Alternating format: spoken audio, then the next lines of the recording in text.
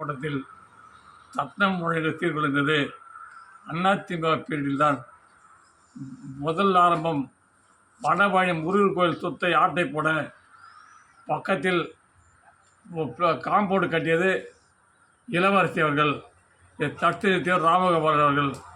அதிலிருந்து கொஞ்சமான இடச்சேரி நிலங்கள் இரு நபர்களை வைத்து போலி பத்திரங்கள் உற்பத்தி பண்ணதும் அதிமுக பீரியடில்தான்.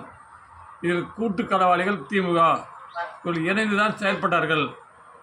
அடுத்து இதை சுத்தமாக குப்பை தொட்டியில் போட்டவர் மாவட்ட ஆட்சியர் பிருந்தாதேவி,